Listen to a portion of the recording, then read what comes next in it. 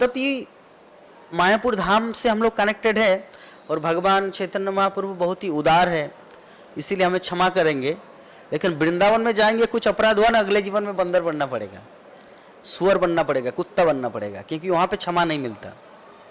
इसीलिए वहाँ पे इतना कुत्ता बिल्ली घूमता है, बिल्ली नहीं वृंदावन धाम में इसीलिए उतना कुत्ता बंदर सुअर घूमता है।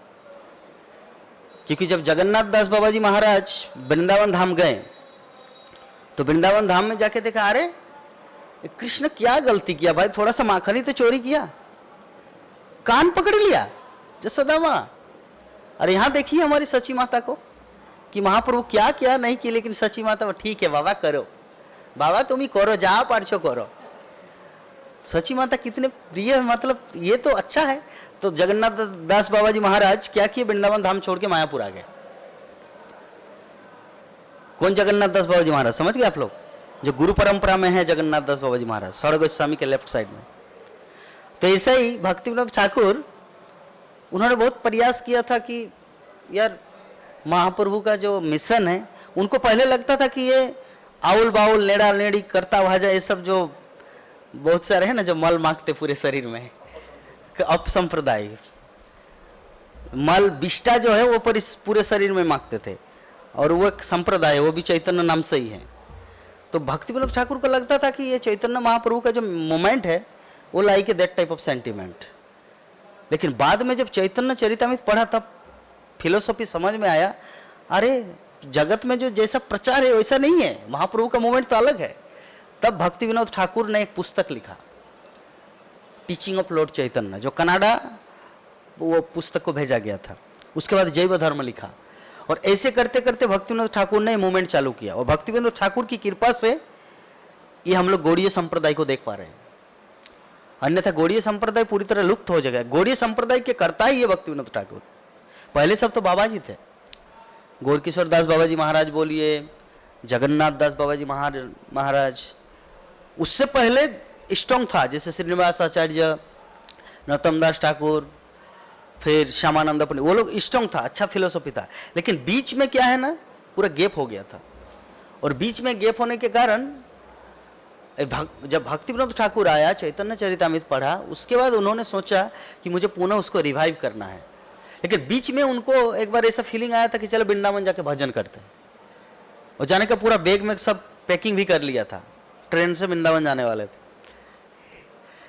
लेकिन तारकेश्वर शिव जी आप जानते हैं, तारकेश्वर जानते हैं, तो तारकेश्वर शिव उनके सपने में आया और भक्ति विनोद ठाकुर को बोला कि तुम कहाँ जा रहे हो?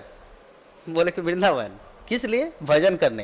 बोले कि तुम भजन करने जा रहे हो, और महाप्रभु जो कृष्ण प्रेम देखे गए उनको कौन उद्धार करेगा, उनको पूरी दुनिया में कौन प्रचार करेगा, तुम यहीं पर रुको, और यहाँ पे महाप्रभु के धाम, उनकी लीला, भक्त, सब कुछ आप फिर से परिवेश को सृष्टि करो। तब भक्ति विनोद ठाकुर ने प्रण लिया, इसीलिए भक्ति विनोद ठाकुर को सप्तम गोस्वामी बोला जाता है। এই ছয় গোসাই जब ब्रजे करिलो बास, राधा कृष्ण नित्य लीला करिलो प्रकाश। जब सौरभ गोस्वामी वृंदावन धाम गए तो महाप्रभु ने उनको 2 इंस्ट्रक्शन दिया था, 2 निर्देश। पहला ग्रंथ प्रनयन, मतलब बुक पब्लिश, और दूसरा लुप्त तीर्थ उद्धार, जो तीर्थ लुप्त हो चुका है उसको उद्धार करना है। हम लोग जो ब्रजमंडल परिक्रमा करते हैं वो तो सब तो सौरभ गोस्वामियों की देन है, सब तो लुप्त हो गया था। तो सौरभ गोस्वामी वृंदावन धाम को उद्धार किया, और भक्ति विनोद ठाकुर मायापुर धाम को उद्धार किया। तो भक्ति विनोद ठाकुर ने क्या किया, ये जो जोगपीठ में जो हम लोग मंदिर देखते हैं, वो प्रत्येक घर में जाके 1-1 रुपया कलेक्ट करता था।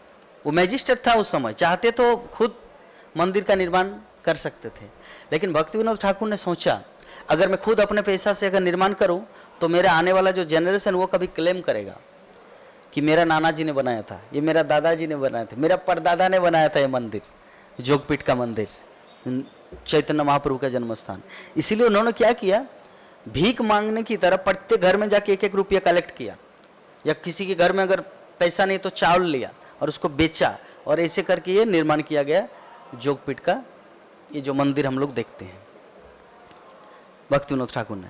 तो अल्टीमेटली देखिए हमारे आचार्य जो है किस प्रसंग में बोला था? बंदर का, कि वृंदावन धाम में अगर भजन करेंगे, अगर थोड़ा सा त्रुटि हो जाए तो अगले जीवन में बंदर बनना पड़ेगा, कुत्ता बनना पड़ेगा, क्योंकि बनना ही है भाई। तुमने भजन किया, इसका परिणाम तुमको वृंदावन धाम में जन्म मिला। तुमने पाप किया, इसका फलस्वरूप तुमको कुत्ता बनना है। लेकिन महाप्रभु के धाम में ये उदार धाम है, थोड़ा गलती कर भी जाए तो कोई बात नहीं, ठीक है, माफी है। वो ब्रिटिश शासन की तरह है, पूरा सोफिस्टिकेटेड, लेकिन ये थोड़ा सा उदार है। ठीक है, गलती किया, गलती हो जाता है। जैसे बच्चा ट्यूशन पढ़ता है या कोई स्कूल में पढ़ता है, तो ऐसा थोड़ी कि वो गलती किया तो उसकी स्कूल से निकाल देंगे, उसको सुधारा जाता है, फिर से बोला जाता है ठीक है ओके ऐसा पढ़ो, ऐसा है। आम, ओयाकार में आम ऐसे होता है, मैंगो MANGO सिखाते हैं बार बार बच्चे को। तो वैसे ही ये जो मायापुर धाम है ना, वैसे उदार धाम है। इसका मतलब ये नहीं कि मैं वृंदावन धाम को ये कर रहा हूँ, मेरे बोलने का भाव है कलिजुग का धाम, चैतन्य महाप्रभु का धाम, यहाँ से भक्ति करने से, देखिए भक्ति आप जहाँ भी करेंगे, अपराध मत करो, तुम अमेरिका में करो, आपको भगवत धाम प्राप्त होगा। लेकिन अगर गलती करेंगे मायापुर धाम में, यहाँ भी आपको भोगना पड़ेगा। ऐसा नहीं कि यहाँ पे गलती करते जाएंगे और भजन करते रहेंगे, ऐसा नहीं है। पद्म पुराण में जो 7 नंबर श्लोक है, 10 नाम अपराध में ऐसे एक है, 7 नंबर में क्या? नामनाद बलाधि जस्से पाप बुद्धि, कि नाम के बल पर पाप आचरण करना। अगर आपको लगता है अरे मैं तो भजन साधन कर रहा हूँ, महाप्रभु तो उदार है, कुछ भी गलती करो, कुछ भी पाप करो, मुझे क्षमा मिलेगा, तो चलो ना करते हैं।